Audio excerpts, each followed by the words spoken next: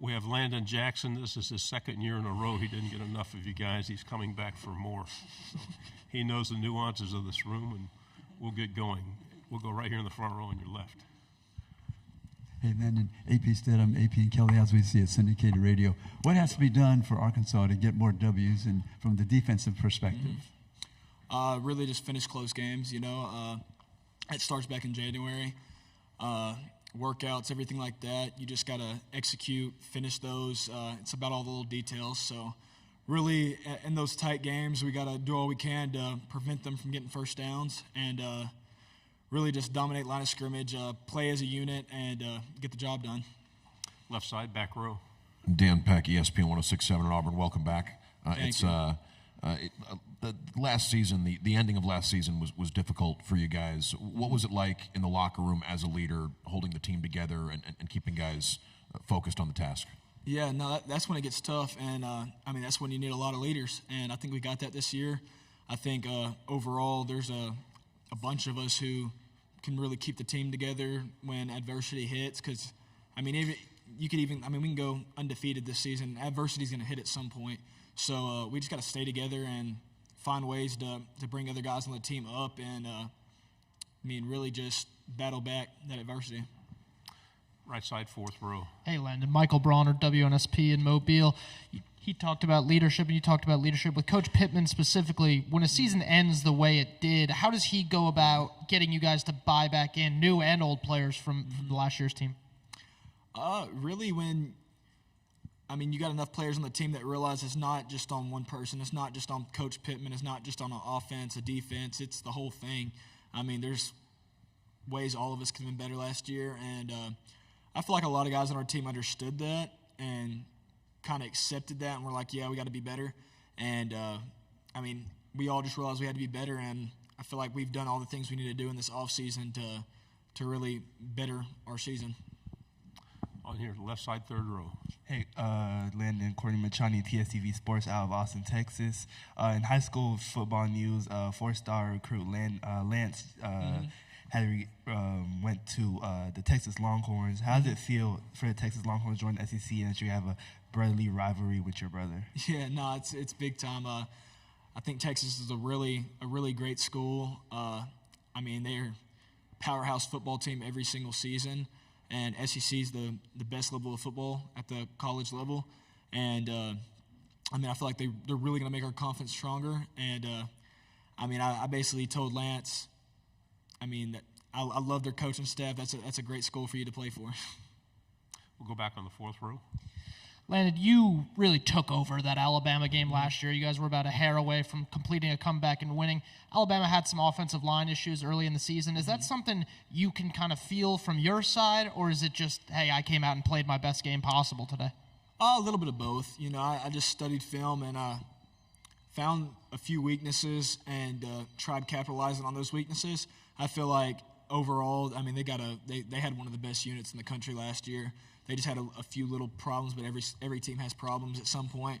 But phenomenal players. Tyler Booker's a great player, and overall their whole unit. They had J.C. Latham last year. Their whole unit's really dominant offensive line, and I feel like they're going to be just as good this year. So, I think I had a good game, but I gotta make that into multiple games throughout the year and put up more games like that to be who I think I should be. Left side on the aisle. Jacob Morris, Big Trail Nation. Kind of piggybacking off that question, Landon, all three of you guys here today are from Texas. Obviously, you have the brotherly connection. Just how excited are you for the Arkansas-Texas game to be back on the schedule and to be in Fayetteville this year? I'm very excited.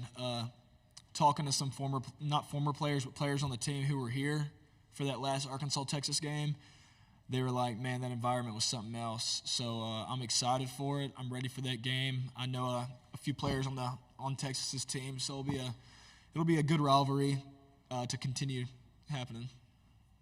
Left side in the back. Dan Peck, ESPN 106.7. What are some of the things Taylon Green has done to win over the locker room as a transfer quarterback? I'm not going to lie. He won the locker room the first week he was here. He came in and just his sense of urgency, he has all the traits to be, a leader for a big-time SEC program. And, I mean, that dude just he goes to work every day, first one in, last one out, and does all he can to perfect his craft. And he doesn't just worry about himself. He really wants to perfect his teammates as well. I mean, he's one of those players that makes players around him better. So, Left side on the third row.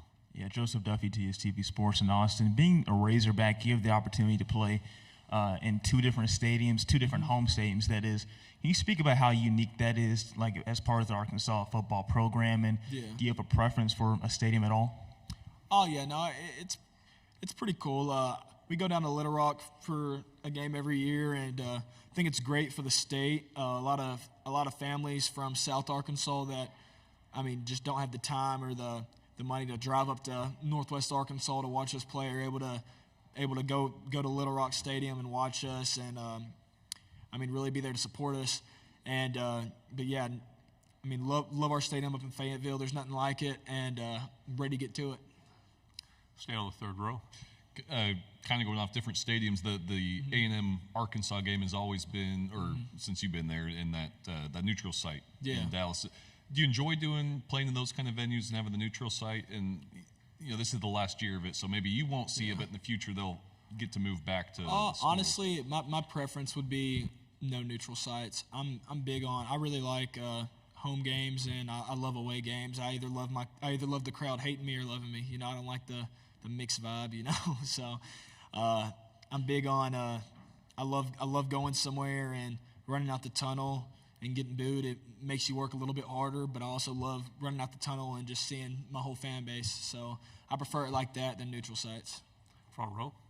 Michael Cobble out of Baton Rouge. I know you're a defensive guy, but what are you seeing with Bobby in the offense and Taylor? I mean, does it look a lot different? And just he's such a big quarterback. I mean, you're used to that with KJ, but does that change the game? No, that he fits into Coach Petrino's offense great, and Coach Petrino as a coach just pushes those guys, and I mean they're working. So I'm really glad we got him. I feel like Taylor fits great in the offense.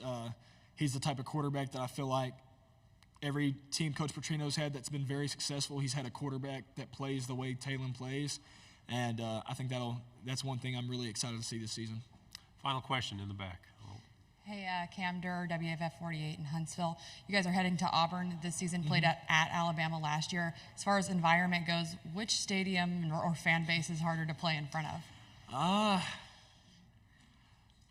It's a tough question.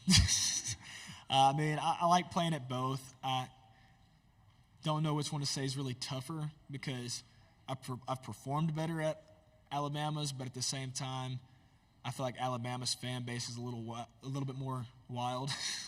But, I mean, I enjoy both stadiums. I really like playing at both stadiums. They're much better than a few that I've played at. So, really excited for that game.